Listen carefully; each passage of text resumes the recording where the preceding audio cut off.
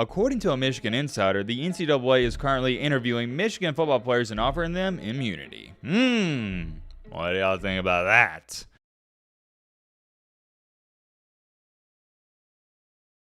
Well, what do we have here brewing in Ann Arbor, Michigan? Out of pure respect to everybody that has been keeping up with this situation, I'm not even giving you a brief summary of the backstory of what has led us up until this point. If you don't know what's been going on with the Connor Stallions and Michigan situation, you're out of luck. You're just going to have to go watch some of the previous videos. Can't emphasize this enough. It's not fair to the people that have been watching on the videos for me to sit up here for 6 minutes and give you a recap. However, with that being said, we have a new update for this Michigan Manifesto situation, and things just got really interesting. I know exactly what you're sitting there saying. Yo, Matt, what's going on? That's a great question, my friend, and I have an even better answer. Remember how the NCAA, they've made it clear they're now doing their own separate investigation? Well, apparently, and according to a Michigan insider, a part of that investigation is they are offering Michigan football players immunity if they spill the beans. Oh man, things are heating up to say the least. We're going to talk all about that. We also got a couple other minor topics to speak on, including who's the best secondary in college football. I had a couple people sending it to me on Twitter, so I said, hey, why not? We'll throw it in a video. No big deal. We don't have a jam-packed video, but we're going to have a good one to say the least. As always, if you're new to the channel, consider subscribing. We'd love to have you here. We're just a bunch of guys and girls that like college football. It's as simple as that. But all right, Matt, blah, blah. Shut the crap up. Now, without further ado,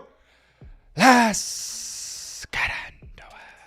First things first, I gotta bring this up. This isn't football related, but did y'all see what Draymond Green did to Rudy Gobert? That man, Draymond Green, is the definition of a certified menace to society. If you don't know what I'm talking about, I'll just pop up this picture right here, and yeah, you can go look up the video. It was crazy. Draymond Green pretty much just choked out Rudy Gobert for no reason. Like, Rudy did nothing to him. Granted, Gobert was messing with Klay Thompson, but I didn't think it was to the point where Draymond Green had to do all that. That had to be one of the craziest things I've ever seen in the NBA. Just let me know if some of y'all saw that as well. I'll tell you this much though, and we'll get a move on here. Draymond Green is the type of teammate you love to have. That was the definition of standing on business. Say what you want about Draymond Green. You can hate him all you want, but that man, I don't want to be too corny here, he was standing on business. I guess that was sort of the first topic I just wanted to speak on. Moving along here to what we're going to label as the second topic, who's got the best secondary in college football? This was posted on Twitter. Does Alabama have the best secondary in the country? And it's showing the grades for all their defensive backs. Kool-Aid McKinstry, 87.4. Terron Arnold, 86.6. Caleb Downs, 88.1. That's unreal for a freshman. And Malachi Moore, 77.6. Pretty good tandem, pretty good. And I didn't even know our defensive backs were rated that high. And you got a lot of people in the comments saying, oh, well, did you watch the Texas game? What about that game? Texas burnt them. Yes, they did, but that doesn't mean Alabama doesn't have a great secondary. Come on, you can't point to one game. It's like when you go on a diet. One cheat day a week, it's not going to overcompensate for your 6 clean days of eating healthy. If you eat 6 apples, it outweighs the 1 cookie. You get my point. But I just wanted to ask you guys, who do you think's got the best secondary? I've seen a lot of people, this is a good comment too. Clemson has 4 freshmen that have INTs. To me at least, I would probably say right now, the best secondary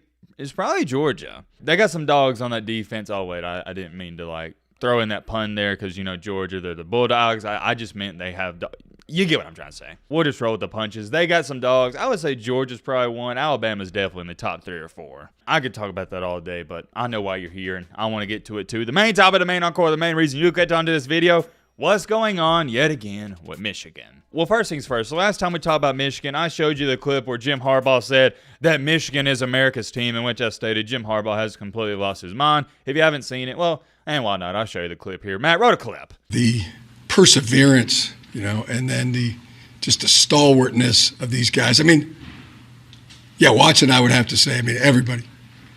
It's got to be America's team. It's got to be America's team. You know, America loves a team that you know, beats the odds, beats the adversity, you know, overcomes what the naysayers and, you know, critics, so-called experts think. That's my favorite kind of team.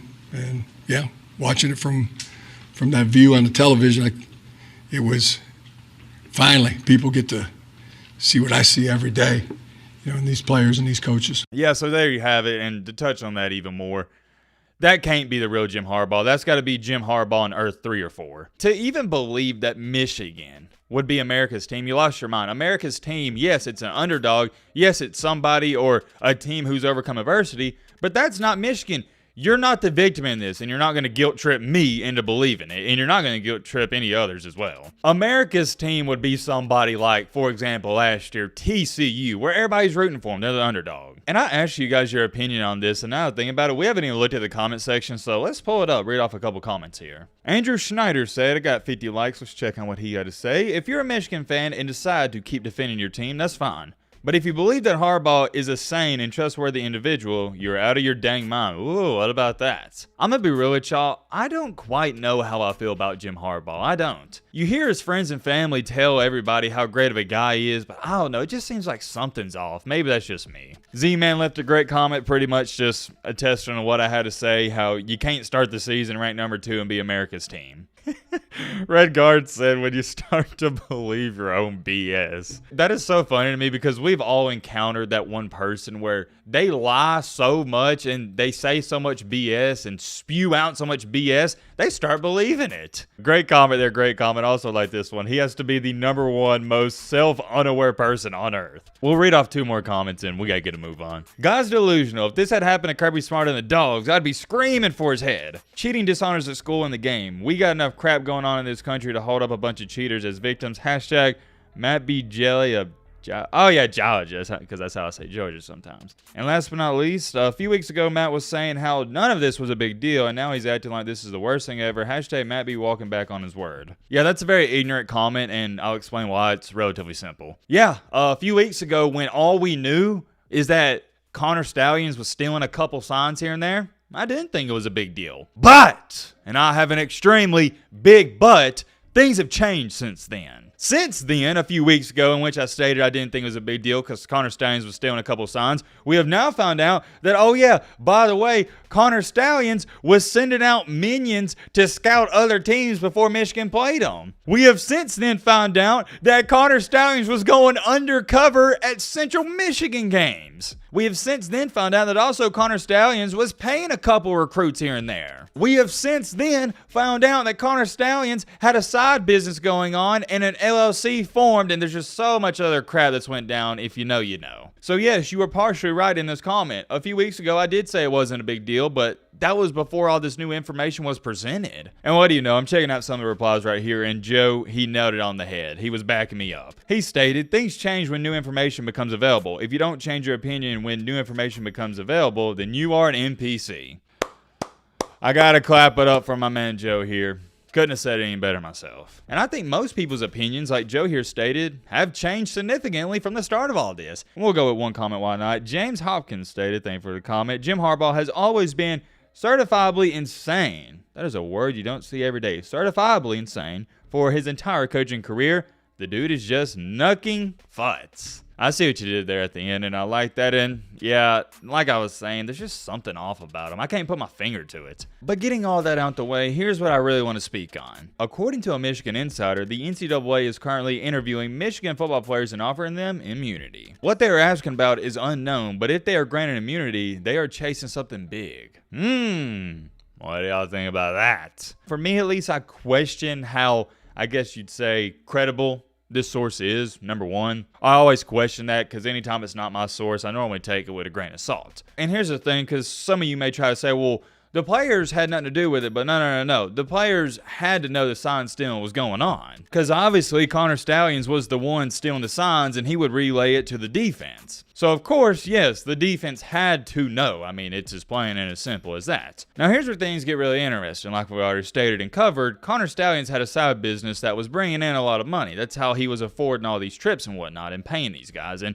paying all of his minions to go scout Tennessee. My question would be, I wonder how much Connor Stallions has or maybe will pay these players in hush money. And maybe just some of these Michigan players won't talk at all, but check out what Lindsay here had to say. They're not going to talk, LOL. You really think they're going to admit that they weren't really as elite as they appear to be? I don't think one of them will talk. That got over 100 likes, so I assume about 100 people agree with her. This same person, though, has also came out and stated this. Michigan media and fans are stating that Connor Stallions was asked by Central Michigan to come to their game in Central Michigan, which is CMU, gave him clothes and a pass. They're also claiming that Harbaugh and the other Michigan coaches had no idea he was doing it. Stalions did this on his own accord. How would CMU know to ask this low-level recruiting analyst to come and help them decipher Michigan State signs? Basically, to dumb this down because it can get complicated, this report right here is trying to say that it's silly to state Michigan had no idea any of this was going on. In which I've stated since day one, it's extremely hard for me to fathom the fact that the head coach,